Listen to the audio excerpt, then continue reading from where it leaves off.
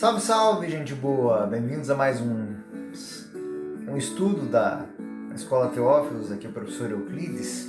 Hoje nós estamos com a segunda lição do livro dos Salmos, sobre a autoria e o valor dos Salmos. Nós vamos estudar então quem são os autores dessa obra que faz pensar, refletir e agir. Quem são os autores, quem são o que está por detrás de cada uma dessas obras-primas da reflexão judaica. Nós vamos ver também o valor, tanto o valor dos salmos para o antigo povo da aliança, como para nós cristãos. Bom, sem dúvida, o rei Davi é o autor de muitos salmos, mas também não é o único. Então, os salmos, como diz Atos 1, 16, 20, ditos por Davi, eles têm um grande valor. Então, os próprios livros do Novo Testamento atestam a autoria do Salmo. Atos 1,16 vai dizer que irmãos, convinha que se cumprisse o que o Espírito Santo predisse na Escritura pela boca de Davi, acerca de Judas, que foi guia daqueles que prenderam Jesus. Em Atos capítulo 1, versículo 16, Atos capítulo 1, versículo 16 ao versículo 20, é feita uma reflexão sobre a traição de Judas.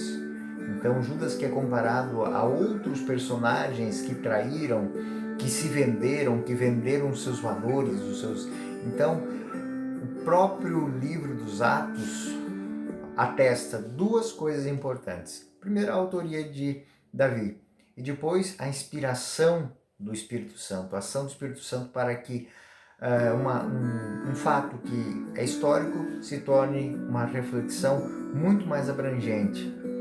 No versículo 20, nós vemos que os Atos dos Apóstolos também fazem menções a outros textos dos Salmos, como o Salmo, no versículo 20, faz uma menção clara à reflexão que é feita. Então, o versículo 20 diz: pois está escrito no livro dos Salmos, fique deserta essa habitação e não haja nela quem habite, ainda mais outro receba o encargo. Então, isso é o Salmo 68, no versículo 26, que vai dizer,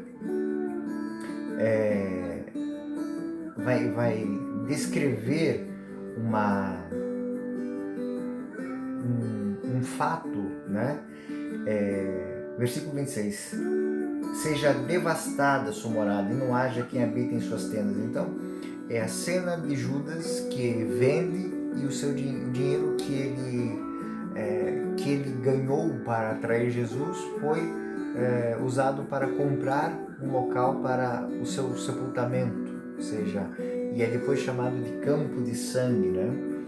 Também os salmos vão fazer menções ao rei Davi em vários outros locais. Bom, Romanos, Mateus, Atos dos Apóstolos, todos atestam a autoria de Davi.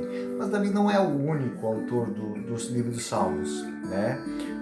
Entre grandes salmistas de Israel, nós enumeramos Asaf, Emã, Etã, os filhos de Coré. Eram pessoas que viviam na corte, eram pessoas que refletiam sobre a situação, o que estava acontecendo naquele momento, e criavam um cântico.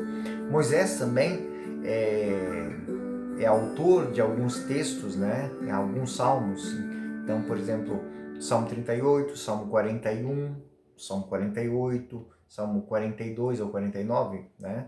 Salmo 50, são salmos que têm autoria de Moisés. Alguns salmos, eles têm o seu período de marcação posterior ao tempo exílico, ou seja, entre 587 e 538 a.C. Salmos têm parte relevante até hoje na vida do povo de Israel, mas também podemos dizer que a oração da igreja ela está embasada naquilo que os salmos têm de melhor, que é fazer refletir. Então, os salmos têm parte relevante na oração. Então, nós temos a liturgia da missa, que tem uma leitura, um salmo, uma leitura, o evangelho. Nós temos partes do sacramentário, né? A liturgia das horas, que ela 90% dela é fundamentada em cima do livro dos Salmos, né? Pode dizer que o cristão, né, também é alguém que se deixa motivar, se deixa moldar pelos Salmos. Os Salmos fazem parte do nosso cotidiano, né? Quem no momento de tristeza já não elevou a Deus o Salmo 22, né? O Senhor é meu pastor e nada me faltará. Então, o fato é que dentro da nossa dinâmica, os Salmos eles têm devem ser usados de uma maneira muito mais eficaz, né? Cristo, como membro do povo de Israel, nos dá o exemplo, né? Ele rezou e fez passar muitas vezes esses cânticos, os sentimentos que estavam nos Salmos para o seu dia a dia, né? Então, nas tristezas, nas perseguições, na alegria, Jesus tinha muito disso. Então, essa temática, muitas vezes Jesus vai ao templo. E o que se faz no templo? Se eleva a Deus as suas orações, e as orações do templo existia até pessoas que eram responsáveis por isso, ou seja, os salmistas, os levitas que faziam a oração do templo. O cristão, né, para nós cristãos, o valor dos salmos ele é muito grande, porque rezar os salmos é não somente fazer uma memória à nossa tradição, mas se unir a Deus, fazer a união com Cristo, através das diversas ocasiões da vida. Cristo se fez em tudo semelhante a nós, né? Ele se fez carne, habitou entre nós. Então essa experiência de ver na palavra os momentos da vida é muito importante, é muito revigorante, é muito renovador. E ao proferir os salmos, a igreja também prolonga a obra de Cristo através dos séculos. E essa obra de Cristo, se nós olharmos para o Evangelho, nós vamos perceber que Cristo veio fazer o anúncio de uma boa nova. E para que serve uma boa notícia? Para instigar um novo pensamento, uma nova reflexão e novas atitudes.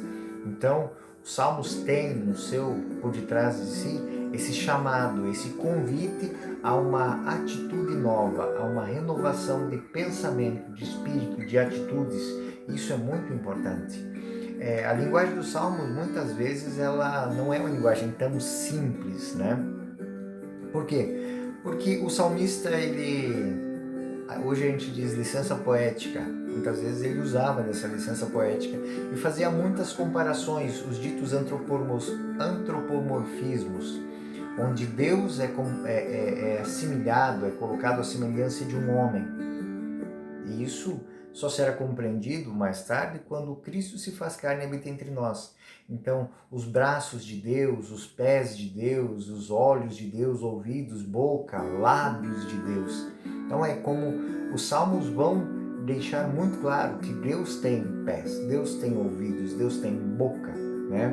Comparando outros momentos, ele compara Deus a forças da natureza, ao trovão, ao vento, à chuva, à fortaleza de um rochedo, à altura de uma montanha.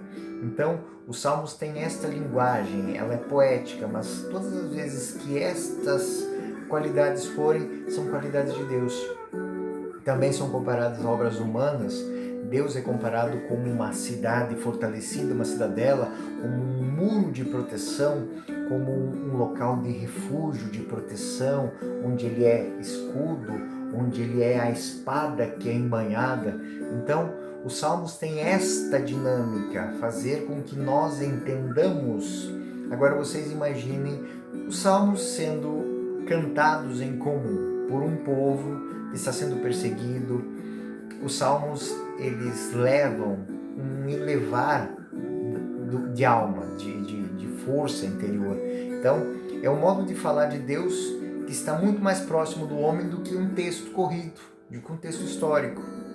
E penetra muito mais, né? Quem de nós não lembra daqueles cantos de infância, né? Os cantos de roda, as cantigas de roda. Os salmos têm muito disso. Eles eram feitos para serem tidos de memória, ou seja, a ação mnemotécnica, ou seja, a capacidade de fazer memória das coisas. Então, de maneira especial, os salmos sapienciais, aqueles que ditam os salmos didáticos, são para fazer lembrar de textos da Escritura, que são muito importantes. Se nós pegarmos o Salmo 118, é um salmo enorme, mas o que tem por detrás do Salmo 118? É um salmo de Aleph, felizes os que cuja vida pura seguem a lei do Senhor. É um salmo que vai elencar todos os pontos cruciais da lei. Então é um salmo tido de cor.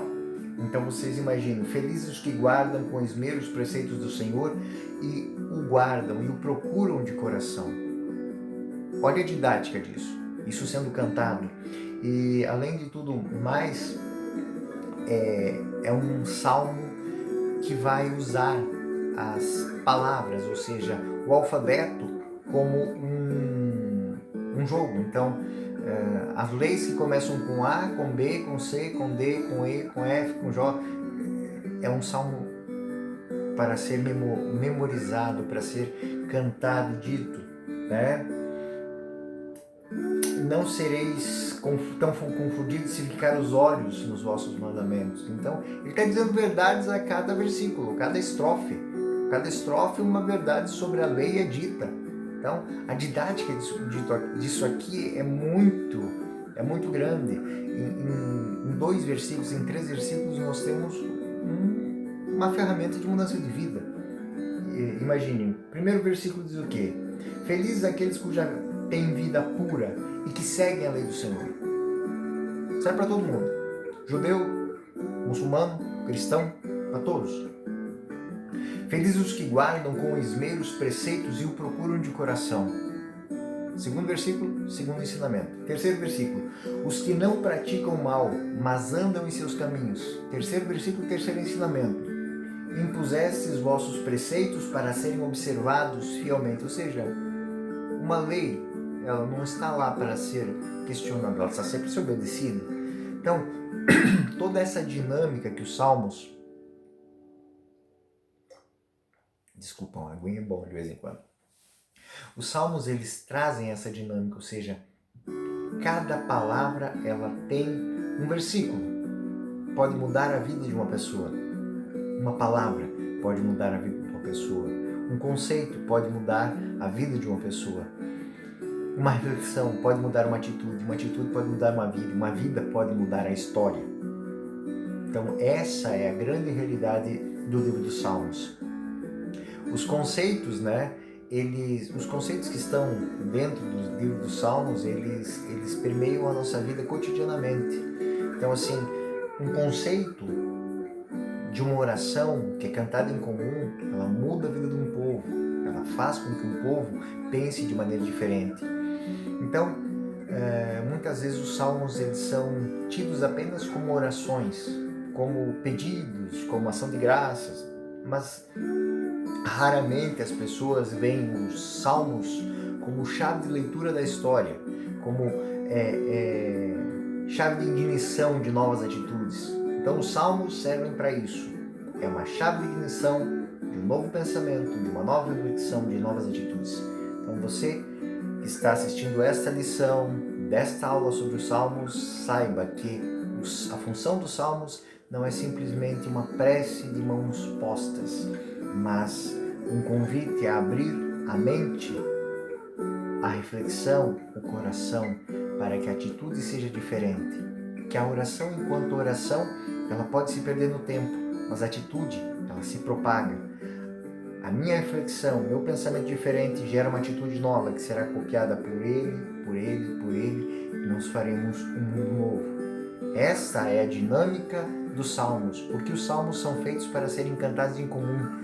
Quando um ou mais estiverem reunidos em meu nome, eu estarei no meio deles. E tudo que pedis ao Pai em comum, Ele vos concederá. Então, que nós possamos ter de Deus esses momentos comuns para orar, mas não simplesmente como um pedido, mas como um convite a uma mudança de vida, mudança de atitude, mudança de perspectiva. O dito paradigma.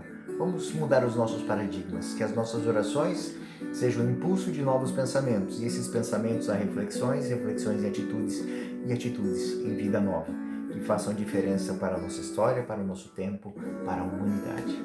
Essa aqui foi a nossa segunda lição sobre o livro dos Salmos. Espero que tenha sido útil para você. Eu sou o professor Euclides. Muito obrigado por ter assistido mais um vídeo da Escola Teófilos. Até a próxima. Fiquem com Deus.